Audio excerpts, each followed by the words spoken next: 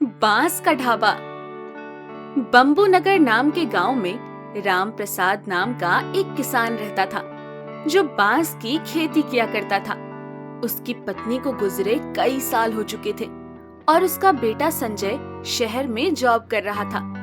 राम प्रसाद ने अपने बेटे संजय को हमेशा से ही शहर में रखा था, पर जब उसका अंतिम समय आता है तो वो संजय को वापस बुलाता है। बेटा, मेरा अब अंतिम समय आ गया है। मैं जा रहा हूँ, इसलिए मैं चाहता हूँ कि तू गांव वापस आ जा और खेत संभाल ले। ये मेरी आखिरी इच्छा है। ये कहकर राम प्रसाद के प्राण पखेरु उड़ जाते हैं। संजय अपने पिता का अंतिम संस्कार करता है। अब क्योंकि उसके पिता की ये आखिरी इच्छा थी, तो उसे गांव में रुककर खेती करनी पड़ती है। मैं पापा की आखिरी इच्छा पूरी करने के लिए गांव में रुक तो गया, पर मुझे तो खेती के बारे में कुछ भी नहीं पता। ना जाने ये सब कैसे होगा। संजय गांव के कुछ किसानों से और इंटरनेट पर वीडियोस देखकर खेती सीखता है और अपने पिता के बांस के खेत में खेती करना शुरू करता है। उसी गांव में एक अक्षय नाम का जमींदार रहता था जो उसकी जमीन को हड़पना चाहता था। मुझे लगा था राम प्रसाद मर जाएगा तो मैं इस जमीन पर कब्जा कर लूंगा, पर अब शहर से आकर बेटा बैठ गया है। अगर आपको ये जमीन हथियानी है तो आपको इस लड़के को गांव से भगाना होगा। मगर कैसे? ये लड़का हमेशा से शहर में रहा है और शहर के लोग गांव के माहौल में ढल नहीं पाते हैं, तो आप उसके पास जाओ और उसे गांव से संबंधित कुछ बातें बताकर डरा दो ताकि वो खुद ही यहाँ से भाग जाए। अक्षय चुन्नू की बताई हुई बात को अमल में लाता है और संजय से जाकर मिलता है। नमस्ते संजय, तुम्हारे पिताजी का पता चला। बहुत दुख हुआ। बहुत भले आदमी थे वो। तो अब तुमने क्या सोचा है, क्या करोगे? मेरे पिताजी की आखिरी इच्छा थी कि मैं यहीं रहकर उनकी जमीन पर खेती करूं, तो वही करूंगा। पर तुम तो हमेशा शहर में रहे हो, गांव में भला कैसे रह पाओगे?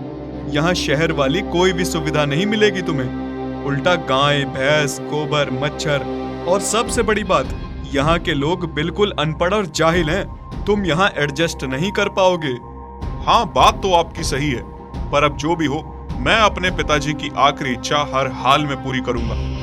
अक्षय का ये प्लान फेल हो जाता है। उसे लगा था कि वो आराम से ऐसी बातें करके संजय को वापस शहर भेज देगा, पर ऐसा कुछ नहीं होता।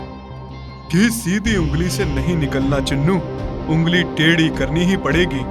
मैंने संजय से बात करके देख ली, वो ऐसे तो नहीं जाने वाला। अब हमें उसका कुछ नुकसान करना पड़ेगा। अब आएगा ना मजा। उधर संजय खेती करना सीख चुका था और वो बांस की अच्छी खेती करने लगा था। भगवान, तेरा बहुत बहुत धन्यवाद कि मेरी फसल इतनी अच्छी हुई है। अब मैं इसे शहर में बेचकर खूब सारे पैसे कमा सकूंगा। संजय ने सोचा होता है कि वो अगले दिन फसल काटेगा और शहर में जाकर बेचेगा, पर उसी रात अक्षय और चुन्नू आकर उसके खेत में आग लगा देते हैं।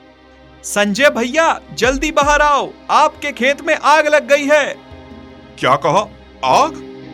संजय कुछ गांव वालों के साथ भागता हुआ अपने खेत पर पहुंचता है। वो लोग जल्दी जल्दी आग पर पानी डालने की कोशिश करते हैं, पर कोई फायदा नहीं होता। संजय सिर पकड़कर वहीं बैठ जाता है। मेरी इतने महीनों की मेहनत बर्बाद हो गई। हे भगवान, तूने ये क्यों किया? अक्षय ये सब देखकर बहुत खुश हो रहा होता है। देखना चुन्नू, अब ये कैसे उल्टे पांव शहर भागता है। सही कहा आपने, अब तो ये गया, फिर वो जमीन आपकी। लेकिन अक्षय ये देखकर हैरान रह जाता है कि संजय शहर वापस नहीं गया है और उसने दोबारा फसल उगा ली है और शहर जाकर बेच भी आई है। अब सिर्फ एक काम हो सकता है, गांव वालों को ही इसके खिलाफ भड़का दो ताकि वो इसे खुद गांव से निकाल दें। ये तो मैंने सोचा ही नहीं। फिर अक्षय और चुन्नू दोनों मिलकर गांव वालों को भड़काते हैं कि कैसे संजय खेती तो गांव में कर रहा है, पर सारा बांस शहर में जाकर बेच देता है। वो शहर का है, इसलिए शहर का ही भला कर रहा है। बात तो सही है, ऐसे तो हमने सोचा ही नहीं था। अभी इस संजय को बताते हैं।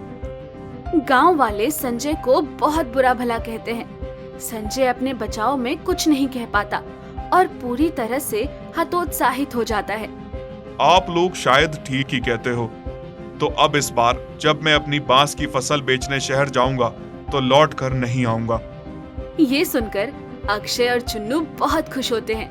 संजय इस बार अपनी फसल बेचने शहर पहुंचता है तो उसे बैम्बू थीम का एक रेस्टोरेंट दिखता है, जिससे उसे बांस का ढाबा बनाने का आइडिया आता है। वो अपनी बांस की फसल लेकर गांव वापस आ जाता है। मैंने आप लोगों की बातों पर गौर किया और मैं अब चाहता हूँ कि मैं अपने बांस का पूरा इस्तेमाल अपने गांव में ही करूं। मैं एक बांस का ढाबा बनाऊंगा जिसमें बांस के ही बर्तन इस्तेमाल होंगे। बांस का ढाबा? हाँ, और इस बांस के ढाबे को बनाने और चलाने के लिए मुझे लोगों की जरूरत होगी, तो मैं लोगों को रोजगार भी दे पाऊंगा। गांव वाले उसकी इस बात से खुश हो जाते हैं। वो बांस का ढाबा बनवाता है और चलाना शुरू करता है। उसका वो ढाबा बहुत जल्दी मशहूर हो जाता है और आसपास के गांव के लोग भी उसके ढाबे पर आने लगते हैं और वो अमीर होने लगता है। अक्षय को ये सब देखकर बहुत ज्यादा गुस्सा आ रहा होता है। मैं ये नहीं सह सकता। अब मैं उसके बांस के ढाबे को जला दूंगा। तो चलो उसके ढाबे पर खाने चलते हैं और चुपके से आग लगा देंगे। वो दोनों संजय के ढाबे पर खाने पहुंचते हैं और मौका देखकर आग लगा देते हैं।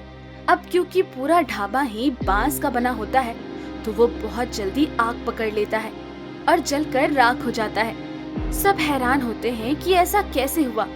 तब संजय कहता है, ये सब अक्षय ने किया है। तुम मुझ पर ऐसे लालछन कैसे लगा सकते हो? मैं लालछन नहीं लगा रहा, सच कह रहा हूँ। ये देखो। किसी को पता नहीं होता, पर संजय ने अपने ढाबे में हिडन कैमरा लगाए होते हैं। वो उनकी फुटेज सबको दिखाता है, जिसमें साफ दिख रहा होता है कि अक्षय उसके ढाबे में आग लगा रहा है। ये देखते ही अक्षय संजय के पैरों में गिर जाता है। मुझे माफ कर दो संजय, मैं तुम्हें यहाँ से भगाने के चक्कर में अंधा हो गया था।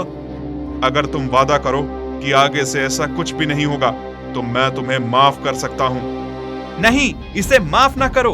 हम इसे मार मार के सही से सबक सिखाएंगे। संजय अक्षय को गांव वालों से बचा लेता है और माफ कर देता है। अक्षय उस दिन के बाद फिर कभी संजय के ढाबे को नजर उठाकर नहीं देखता और संजय दिन दूनी रात चौगुनी तरक्की करता है।